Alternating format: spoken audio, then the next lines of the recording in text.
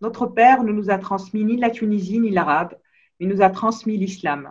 C'est notre seul lien avec ses origines.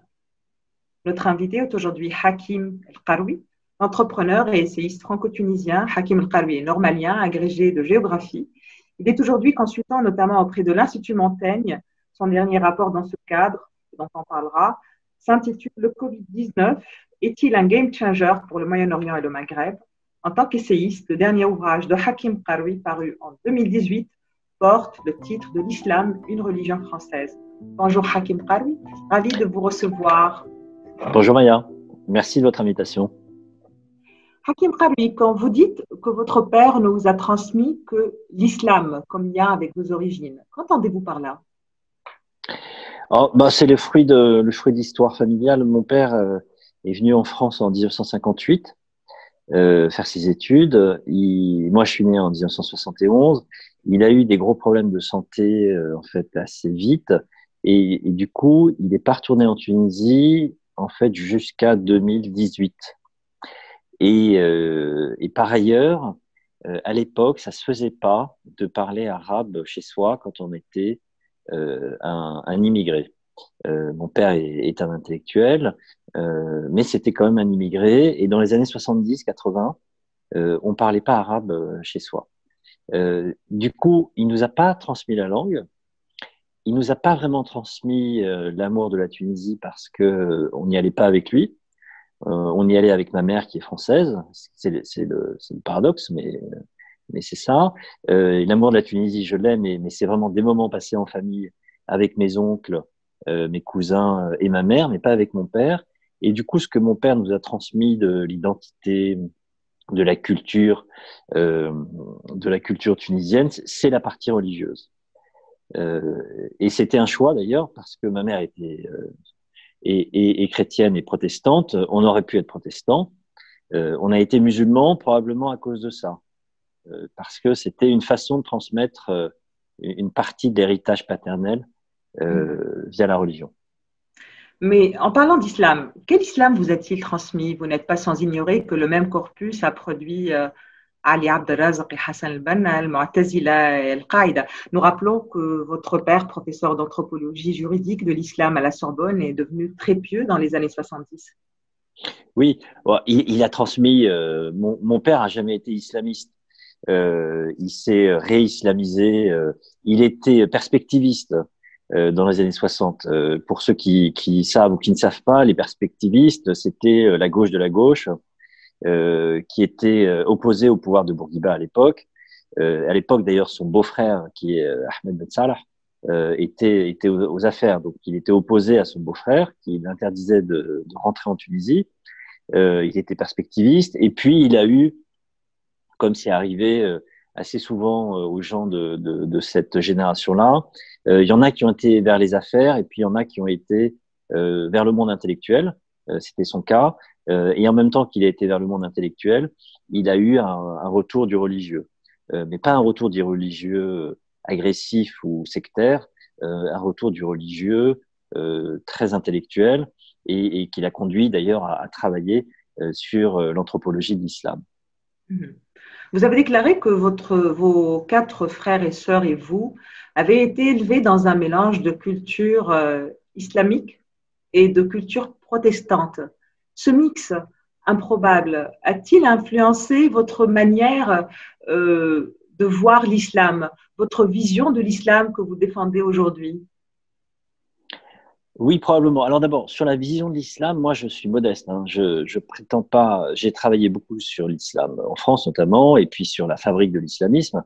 Je prétends pas avoir une vision théologique de l'islam. J'en ai une vision politique, politique, sociale, institutionnelle d'une certaine manière. Sur la théologie, je prétends pas avoir moi-même une pensée, une doctrine. J'ai des intuitions, j'ai des convictions, et à l'évidence, le lien entre le protestantisme et l'islam, moi je le fais. Et je le fais comment? Les protestants, leur caractéristique par rapport aux catholiques, c'est qu'ils lisent le texte. Et ils lisent pas les commentaires du texte, ils lisent le texte. C'est-à-dire, ils lisent le Coran. Ils lisent le Coran, ils lisent la Bible, pardon. Et parfois d'ailleurs le Coran. mieux que beaucoup de musulmans. Et moi, ce qui m'intéresse dans la partie, on va dire, personnelle et spirituelle, mais aussi politique, c'est le retour au Coran. Il y a des gens qu'on appelle les coranistes, ceux qui s'abstraient de la tradition, des écoles d'interprétation, etc., et qui vont chercher les réponses religieuses dans le Coran. Il se Mohamed trouve, Talbi en est le meilleur exemple. voilà, il y a une école tunisienne, ça tombe bien. Il y a probablement une école française en formation qui est faite à la fois d'historiens et puis de théologiens et d'imams. Alors, peut-être qu'il y a mais en tout cas un objectif politique qui est que je ne crois pas qu'on puisse aujourd'hui donner des réponses à la place de l'islam dans la société contemporaine, que ce soit d'ailleurs en Tunisie ou en Europe, sans faire ce retour au texte. Pour vous discréditer par rapport à l'islam profond, l'islam des cités, lorsque vous avez créé l'association musulmane pour l'islam de France, certains tenants de l'islam institutionnel français ont dit il n'y connaît rien, il n'a aucune légitimité, vu la jeunesse dorée tunisienne qu'il a menée. Votre jeunesse dorée, parlez-nous-en. Alors moi, d'abord, j'ai jamais prétendu avoir quelque légitimité que ce soit. Je pense que la légitimité, soit on l'a parce que pour des raisons institutionnelles, hein, parce qu'on dirige une institution, soit on la conquiert.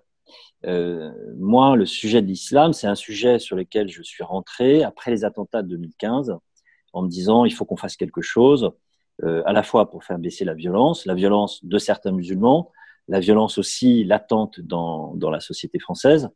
Et donc, j'ai réfléchi à des questions d'organisation, des questions de financement. Mais à la fin, on arrive aux questions théologiques. Et la légitimité, je l'ai conquise ou pas d'ailleurs, par mon travail. Ensuite, effectivement, il y a eu ce type de critique. Je connais rien à ce qu'est aujourd'hui l'islam de France parce que c'est l'islam des quartiers. Moi, je viens pas des quartiers populaires, je viens d'un monde, d'un environnement intellectuel plutôt favorisé sur le plan des idées, pas du tout sur le plan financier. Et ma jeunesse dorée tunisienne, elle a jamais existé parce que j'ai jamais habité en Tunisie. J'ai toujours vécu en France. Je suis venu en Tunisie chaque été depuis que je suis tout petit en vacances voir mes cousins comme tous les enfants d'immigrés.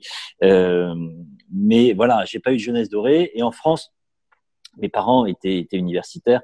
Ils avaient beaucoup de capital intellectuel, mais pas beaucoup de capital financier. Vous dites mes parents sont des intellectuels sans moyens.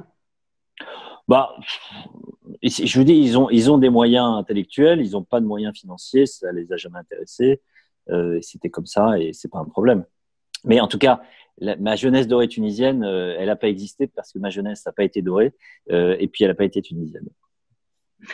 Hakim Kar, bien connu en Tunisie jusqu'en 2011, votre nom y éclate à la faveur de deux notes exhumées par Mediapart lors des événements qui sont passés en Tunisie, deux notes que vous avez adressées au président Ben Ali en plein événement du 14 janvier, énorme scandale à l'époque. Commentant cet épisode, vous déclarez à Libération en 2018 « Je me suis engagé comme un con, la main sur le cœur, n'a fait de moi un salaud ». Ah oui, c'est exactement ça. Alors les mots sont un peu forts, mais l'épisode a été assez violent quand même. Ce qui s'est passé, alors c'est une longue histoire. Je sais pas si vous voulez que je vous la raconte. Oui, allez-y. Moi, j'ai été conseiller à Matignon, à Paris. J'ai été conseiller de Jean-Pierre Raffarin pendant 3 ans, après de Thierry Breton, puis après je suis parti dans le secteur privé. À la Banque Rothschild et je m'occupais comme banquier de la région d'Afrique du Nord et du Moyen-Orient. Donc je venais souvent en Tunisie à titre professionnel et en fait cette période-là, c'est le moment où je suis revenu en Tunisie parce qu'avant je n'y allais que pour des raisons privées et familiales. Et comme banquier, j'ai discuté beaucoup avec un certain nombre de responsables de l'État, avec évidemment des clients privés, etc. Et je me suis intéressé à ce qui marchait et ce qui ne marchait pas. Et puis j'avais été appelé par le Premier ministre de l'époque, Mohamed Radnouchi, dans je ne sais plus comment ça s'appelait, au Conseil pour la science et la technologie, qui était en fait une façon de rassembler des gens, des Tunisiens de l'étranger et des Tunisiens de Tunis, pour essayer de donner quelques idées sur la façon de faire des réformes en Tunisie. J'avais dit à ce conseil, vous savez, améliorer l'image de la Tunisie, on peut faire tout ce qu'on veut. En gros, tant qu'il y aura la corruption que l'on connaît, on n'y arrivera pas. Bon, ça avait beaucoup choqué. L'intérêt, c'est que j'étais libre par rapport à d'autres, notamment aux Tunisiens qui vivaient en Tunisie. Et puis est arrivé Mohamed Bouazizi et puis les événements de 2011. Et très vite, j'ai compris que le système était en train de devenir fou, au sens où Ben Ali ne comprenait pas ce qui était en train de se passer. Et moi, j'ai eu le sentiment assez vite de comprendre. Et de comprendre le risque, pas que le système allait tomber, mais de comprendre le risque. Et je me suis dit, qu'est-ce qu'on peut faire? Soit j'étais en France à l'époque, hein, j'étais pas du tout en Tunisie, j'ai jamais rencontré Ben Ali de ma vie, mais je me suis dit, ça va mal finir. Et ça va finir dans un bain de sang, tout simplement parce que, comme il ne comprend pas ce qu'il se passe, la seule réponse qu'il va pouvoir donner, c'est la violence. Et donc, j'ai fait ces notes. Je connaissais très bien Marwan Mabrouk, pour qui j'ai beaucoup d'estime. Je lui ai passé, en fait, il ne parlait plus à Ben Ali, il l'a passé, peu importe. Du coup, ça a circulé, c'est probablement comme ça d'ailleurs qu'ensuite Mediapart les a eues. Et ces notes, en fait, j'en suis très fier. Et j'en suis très fier encore aujourd'hui. Il faut les lire non pas avec une vision anachronique, c'est-à-dire en sachant ce qui s'est passé après, mais en se replaçant dans le contexte de l'époque. Donc, si c'était à refaire, vous le referiez? Ah, je le referais exactement de la même manière. La différence, c'est que je les détruirais. Je les détruirais après le départ de Ben Ali parce que je me dirais, oulala, le monde a changé et on ne peut plus les comprendre. Mais qu'est-ce que je disais? Je disais en gros, il y a mieux à faire qu'assassiner votre peuple. Il faut virer votre femme, il faut virer vos conseillers, il faut entamer une transition démocratique en douceur d'une certaine manière, mais il faut l'entamer. Je pense qu'à cette période-là, personne ne disait ça à Tunis, personne. Et d'ailleurs, la meilleure preuve, c'est que si Madame Leïla Ben Ali les avait eus, et si elle était restée au pouvoir, je pense que j'aurais été interdit de séjour en Tunisie. Donc, dans le contexte, très sincèrement, je vois pas ce qu'on me reproche. Après, évidemment, il est parti. On a dit que, alors, c'était le titre de Mediapart. L'ex-plume de Raffarin a conseillé Ben Ali jusqu'au bout. Je vous ai dit, Ben Ali, je l'ai jamais rencontré de ma vie. Et puis, j'ai vu Edwy Plenel plus tard, le directeur de Mediapart. Il m'a dit, bah, vous aviez tout l'air d'être un salaud. Votre oncle avait été Premier ministre de Ben Ali. Vous aviez été vous-même conseiller d'un Premier ministre français. On se souvient que Madame Alliot-Marie avait eu des propos particulièrement déplacés sur la coopération policière entre la France et la Tunisie. Je travaillais à l'époque à la Banque Rothschild. Donc vous imaginez ce que signifie symboliquement la Banque Rothschild. Et puis j'étais ami avec Marwan Mabrouk, le gendre de Ben Ali. Donc mon tableau, mon compte était bon. Si j'avais fait ça, c'était pour sauver Ben Ali, évidemment. Ce à quoi je lui ai répondu, si c'était à refaire, je le referais. Et pour moi, ce qui était à sauver, c'était pas Ben Ali, c'était l'architecture institutionnelle de la Tunisie. Et je ne crois pas que 5 ou 10 000 morts assassinés par les policiers de Ben Ali, c'était une bonne idée pour la Tunisie. Voilà. Hakim Karoui, ne pensez-vous pas qu'il était pour le moins présomptueux de vouloir conseiller un président que vous ne connaissiez pas? Oui, bah, vous savez, on fait des choses, c'est présomptueux. Si c'est présomptueux, ça sert à rien. Vous envoyez une note et puis il ne la lit pas et puis d'ailleurs ça ne sert à rien. Ce qui est l'inattendu de l'histoire, c'est que je ne sais pas s'il a lu cette note et probablement pas. Probablement pas. Effectivement, c'était présomptueux, idiot. Je suis certain par contre qu'il me connaissait pour une raison simple, c'est que des Tunisiens conseillers d'un Premier ministre français ou d'un chef de l'exécutif européen ou occidental, il n'y en avait pas beaucoup. Et vu la qualité du système de renseignement de Ben Ali, je pense qu'il me connaissait. Par ailleurs, j'étais le neveu de mon oncle, il connaissait bien mon oncle. Donc, ce que je m'étais dit, c'est que avoir un avis extérieur de quelqu'un qui connaît un système démocratique, peut-être qu'il peut avoir envie de regarder une note. Et très sincèrement, si la note pouvait le convaincre qu'il y avait mieux à faire qu'envoyer les chars ou ou les policiers ou les snipers pour tirer dans la foule, elle méritait d'être écrite.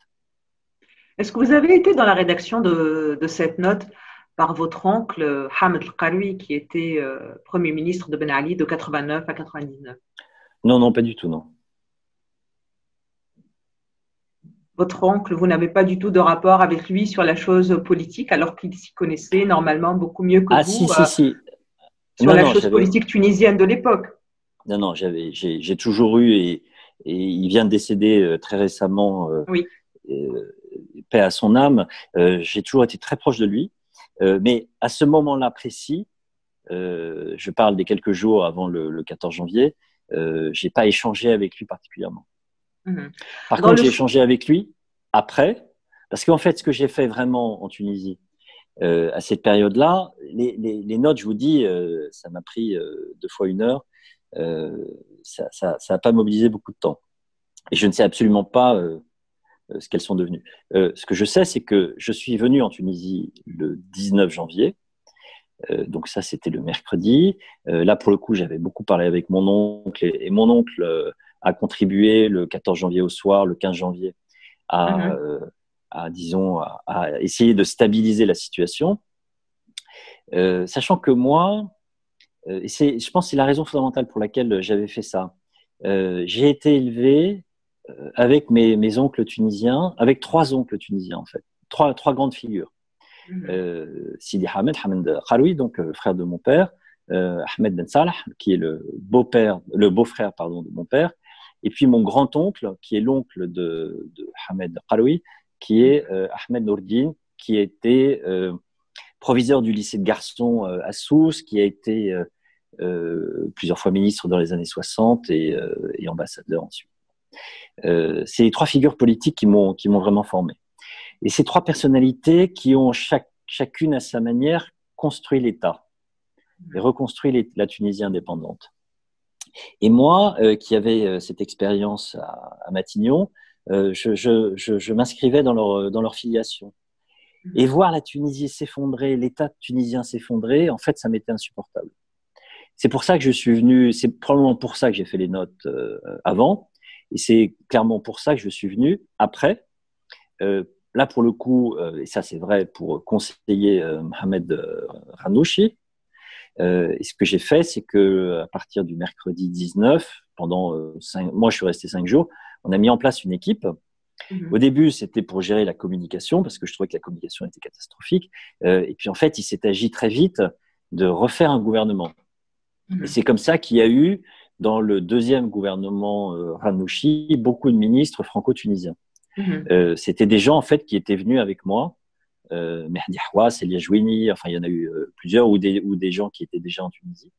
Et nous, on était venus, la main sur le cœur, effectivement, pour aider. Et moi, quand j'ai vu que l'équipe était à peu près constituée, le dimanche matin, je suis rentré à Paris en disant j'ai fait mon boulot.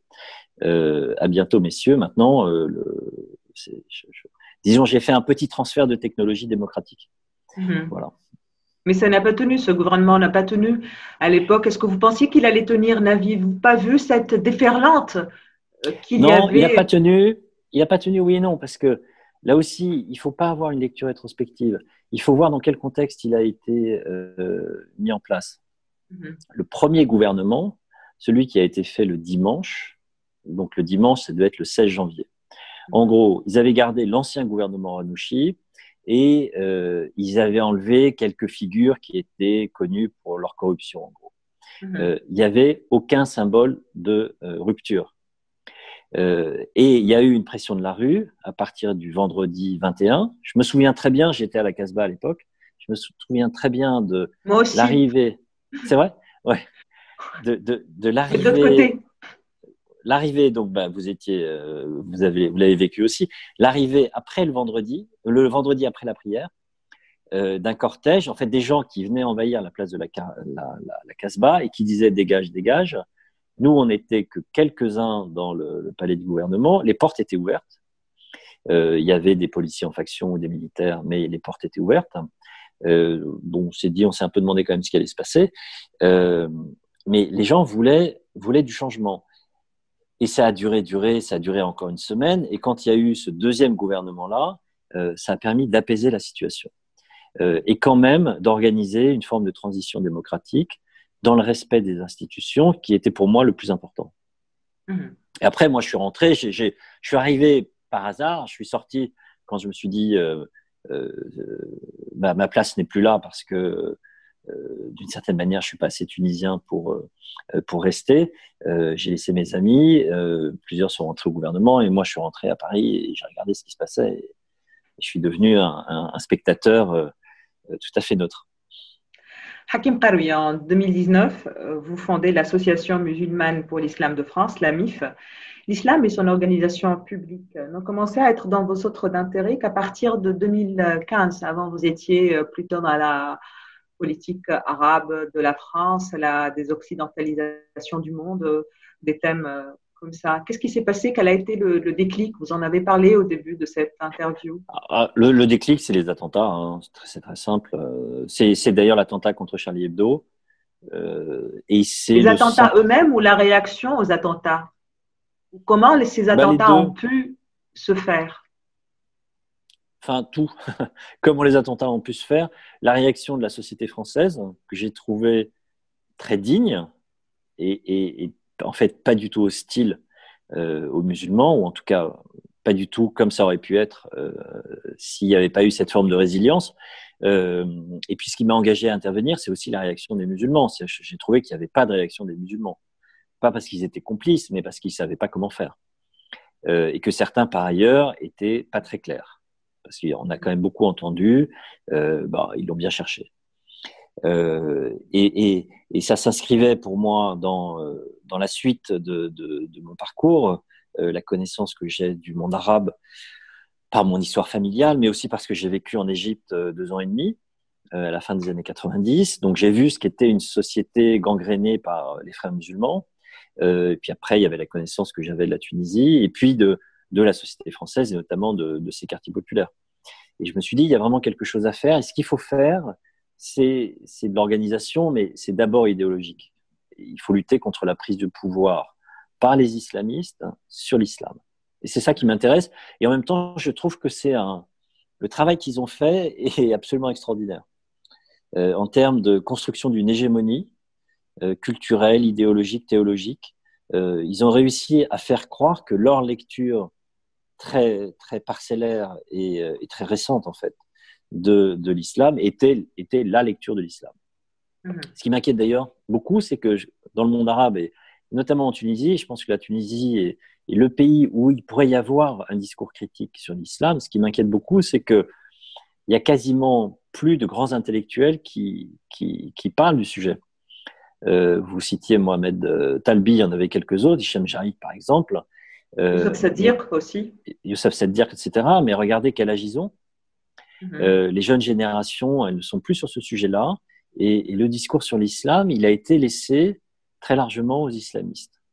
Et je pense que c'est une erreur du camp, entre guillemets, progressiste ou du camp laïque, d'une certaine manière, de laisser tomber l'effort d'interprétation, l'effort de travail sur l'islam. Hakim Karoui, pour résumer votre démarche à l'AMIF, vous faites ce raccourci, vous dites, pour organiser l'islam en France, il faut parler argent. Oui, alors l'argent c'est un moyen, mais en fait si vous n'avez pas d'argent, vous faites rien. Donc plutôt que d'avoir plein de grands projets et puis de se dire c'est dommage, on aurait pu faire quelque chose de formidable, mais on n'a pas de moyens, je pense mon idée c'était de commencer par la question financière et ensuite d'essayer de déployer un certain nombre de projets, des projets à la fois sur le terrain et puis des projets intellectuels théologiques. Parce que je vous dis, la bataille elle est d'abord théologique. Et puis par ailleurs, l'argent c'est important parce que les influences étrangères se font sur l'islam en France par l'argent. Comme il n'y a pas beaucoup d'argent, eh ben, les fidèles vont chercher dans les pays du Maghreb, en Turquie, dans les pays du Golfe, ils vont chercher de l'argent. Et à partir du moment où vous dépendez de quelqu'un, ben, en fait, il peut placer qui ses imams, qui ses sermons, qui ses youtubeurs, qui son idéologie, son interprétation. Et donc l'argent, en fait, c'est une façon d'être indépendant. Mais Hakim Karoui parlait d'islam de France et non pas d'islam en France. N'est-il pas problématique en soi? Pourquoi on ne parle pas de bouddhisme de France ou de judaïsme de France? Parce qu'on parle d'un islam de Tunisie. On Non, parle d'un islam marocain. pas spécialement. Pas Ah, spécialement. alors, On parle on parle d'islam. il y a un islam égyptien. En fait, quand on dit islam de France, on parle de quoi? On parle d'organisation de l'islam. Mhm. L'organisation de l'islam en Tunisie, c'est pas la même que l'organisation de l'islam en Algérie. Ouais, on pourrait dire alors l'islam en France, pas islam de France. Islam de Alors, France, c'est comme si cela portait une volonté d'aménager une certaine exception à la laïcité à la française. non, je dirais dans le sens inverse. Je pense que l'islam de France, c'est plutôt une exception islamique. Mhm. L'islam de France, c'est deux choses en fait. C'est un projet d'organisation, de structuration, de financement et donc Mhm. d'indépendance, mais c'est aussi un projet intellectuel. C'est Mhm. aussi un projet spirituel. C'est la rencontre entre l'islam et la pensée critique. La France, c'est la pensée critique. C'est je pense donc je suis. C'est je doute donc je suis. C'est le travail qui a été fait au XIXe siècle, notamment sur les grands textes bibliques, avec les instruments de la raison. Et c'est ça qu'il faut faire aujourd'hui, à mon avis, sur l'islam. Et ce travail-là, on peut le faire plus facilement en France que dans le monde arabe ou musulman. Mais Hakim Karoui, quand vous dites vous-même s'abriter derrière la laïcité pour justifier l'impuissance publique, me semble très dangereux.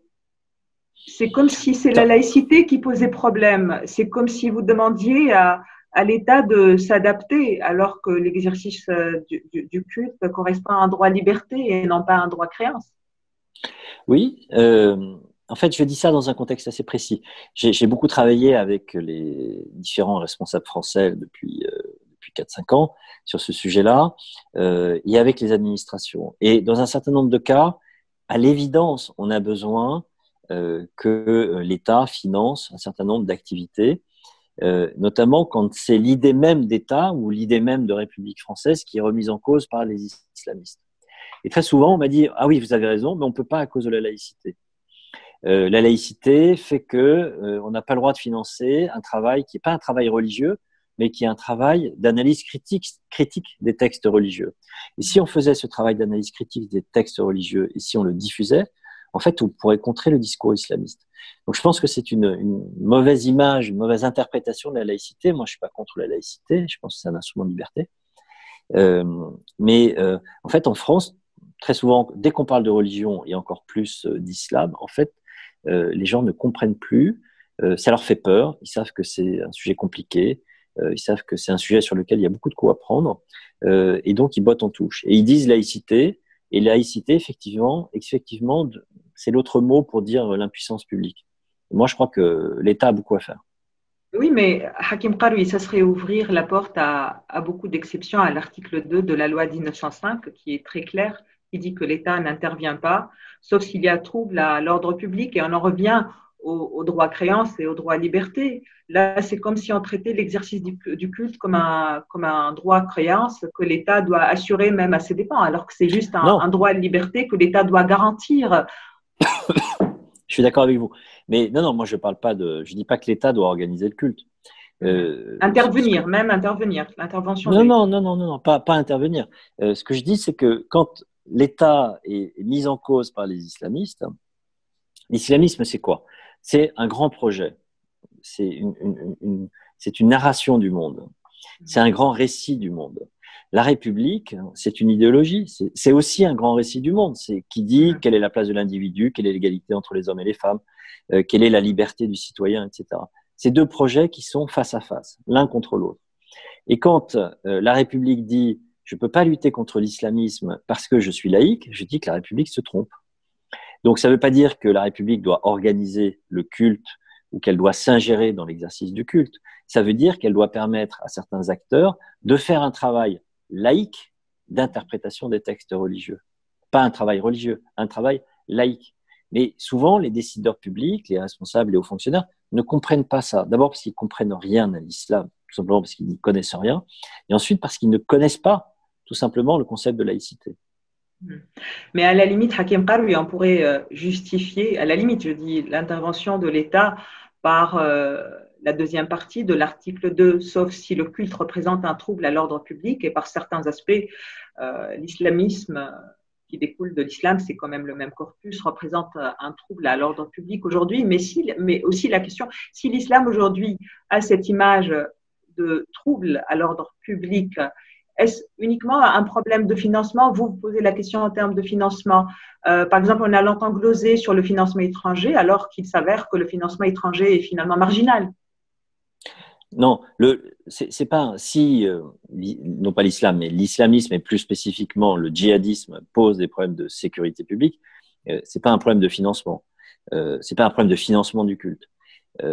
Mais vous ne lutterez pas contre le djihadisme et l'islamisme de façon générale si vous n'avez pas des moyens intellectuels, des moyens théologiques, mais aussi tout simplement des médias pour diffuser votre interprétation de l'islam. Comment ont fait les islamistes?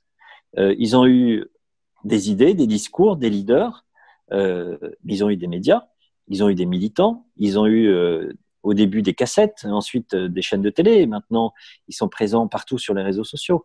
C'est une guerre culturelle, c'est une guerre d'interprétation. Et si vous n'avez pas des moyens financiers pour la mener, vous êtes sûr de la perdre. Donc l'argent c'est qu'un moyen, c'est pas du tout une fin en soi, mais c'est une nécessité si on veut mener cette guerre idéologique à l'intérieur de l'islam. Et cette guerre-là, il faut la mener. Mais le problème essentiel de l'islam, Hakim Karoui, n'est-il pas l'interdiction aujourd'hui, pas uniquement aujourd'hui, d'une lecture historiciste de l'islam, une lecture qui le remettrait dans son contexte historique et qui permettrait de le faire évoluer? Est-ce que vous êtes dans cette démarche à la MIF? Mais personne n'a jamais interdit une lecture historique de l'islam. Si, par exemple, des gens comme Faraj Foud ont été assassinés. Les gens qui ont réfléchi, on se rappelle le destin de Ali Abdelrazak. Toutes les personnes qui ont osé, on voit ce qu'on dit aujourd'hui de Youssef Sadiq, le takfir de Hichem Jaïet aussi. Non, c'est interdit au sens où il y a eu de la violence contre les gens qui voulaient. Enfin, c'est une longue histoire qui a commencé au Mu'tazilite. Hein. Ça date pas d'aujourd'hui. Exactement. Il y a toujours eu un combat à l'intérieur de l'islam, qui est d'ailleurs souvent pas un combat théologique ou spirituel, qui était un combat politique, et qui était un combat pour le pouvoir. Donc il y a eu ce combat-là. Il y a des gens qui, par l'intimidation et la violence, veulent empêcher cette lecture-là. Sauf que cette lecture-là, dans le contexte occidental, dans ce qu'est aujourd'hui la société française, la société européenne, et d'ailleurs de plus en plus la société tunisienne, elle est plus que jamais nécessaire. Parce que sinon, vous n'arrivez pas à réconcilier l'islam avec la modernité occidentale. Sinon, si vous faites pas cette lecture-là, vous créez du conflit. Vous créez le choc de civilisation dont parlait Huntington. Vous faites le lit, finalement, du discours des djihadistes qui disent on a deux projets, on est en confrontation et l'Occident est un danger pour nous. Et donc, il faut qu'on se batte. Vous avez besoin de cette lecture-là. Vous avez besoin de pouvoir interpréter le Coran en le remettant dans son contexte historique. Et pas en sortant tel ou tel verset et en disant Dieu a dit, il faut appliquer. Oui, mais c'est plus compliqué que ça. Mais si vous déclarez être dans cette démarche historiciste, on vous a aussi reproché la présence de personnes comme Mohamed Bajrafil avec vous à la MIF.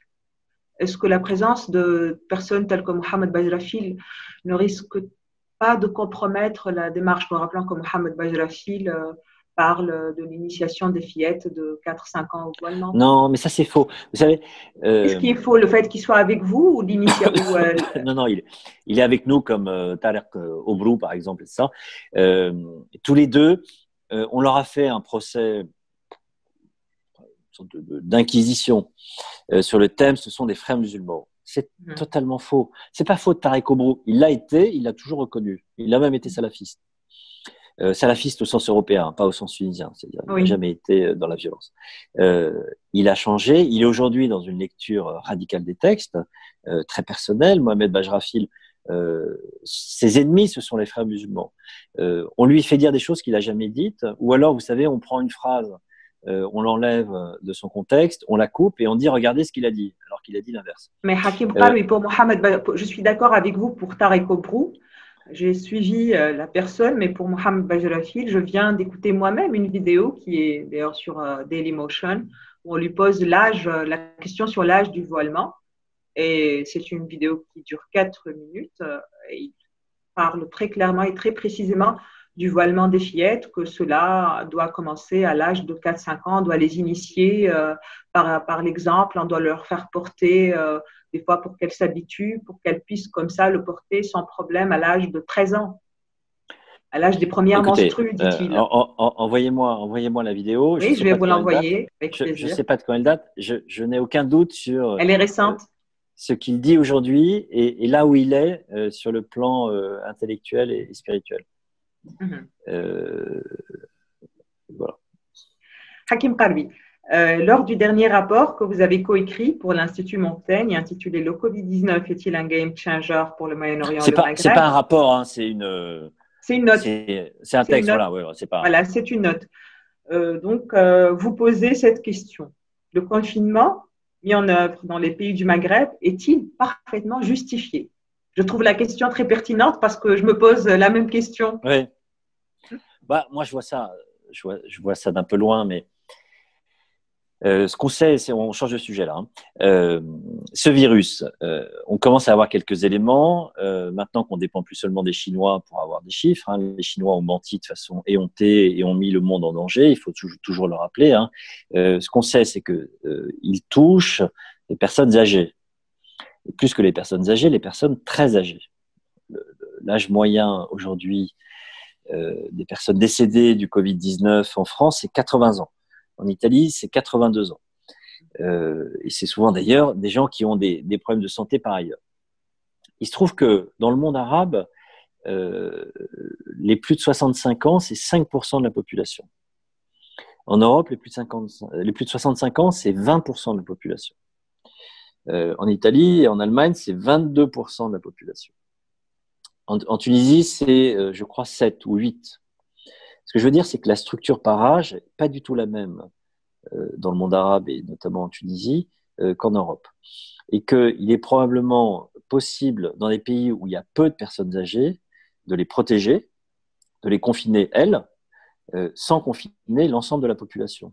Ou en confinant l'ensemble de la population quelque temps, mais en relâchant le confinement, ce que d'ailleurs le gouvernement est en train de faire. Pourquoi c'est important? Parce que le confinement, ça coûte extraordinairement cher sur le plan économique, mais aussi sur le plan sanitaire. Parce que la pauvreté que ça va créer, le chômage que ça va générer, le désespoir que ça va engendrer, tout ça va avoir des conséquences, non seulement économiques, mais aussi des conséquences sanitaires. Les gouvernements le savent, hein, c'est pas avec plaisir qu'ils ont fermé tous les pays du monde quasiment, mais vraiment moins de temps, moins ça dure et mieux on se porte. Et pour ça, il ne faut pas forcément se calquer sur ce qu'ont fait des pays qui ont des risques potentiels qui n'ont rien à voir, tout simplement parce qu'ils ont une part de la population âgée qui est beaucoup plus importante. Il faut aussi regarder quel est son risque à soi. Alors, vous pensez qu'il y a eu mimétisme dans l'approche tunisienne et maghrébine? Je pense que tous les gouvernements du monde se sont dit, le plus simple pour moi, c'est de faire comme les autres.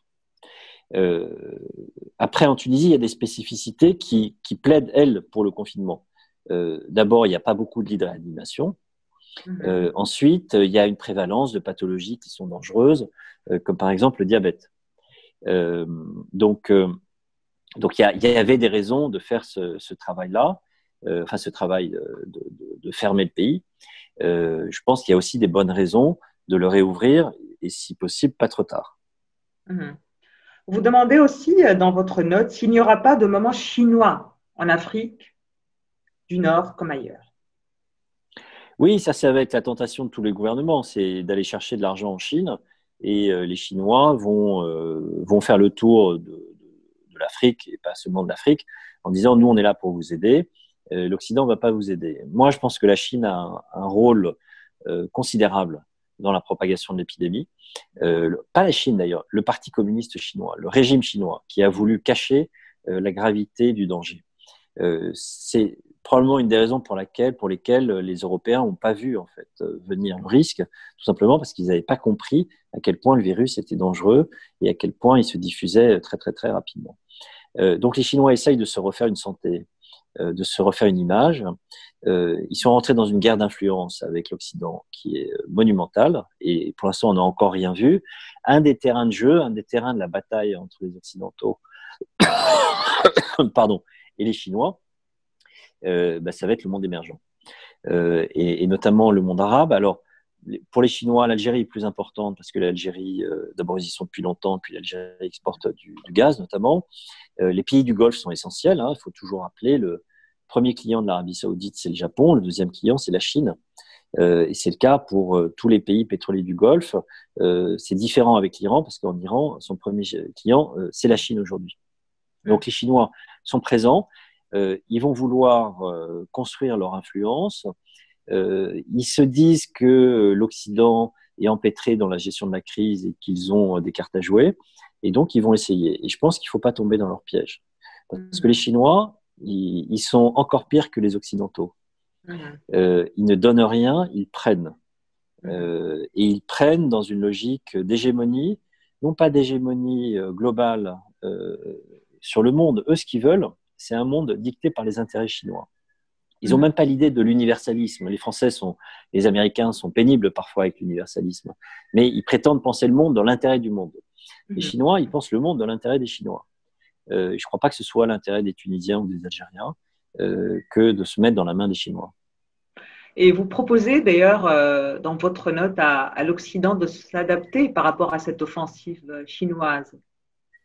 Oui, l'Occident, il a disparu. Par rapport aux pays du Maghreb. Oui, alors il y a déjà le concept d'Occident. L'Occident, c'était un concept agressif. Je pense que, et d'une certaine manière, il a disparu avec Donald Trump, mais déjà avec Obama. Obama s'intéressait beaucoup plus à la Chine qu'à l'Europe.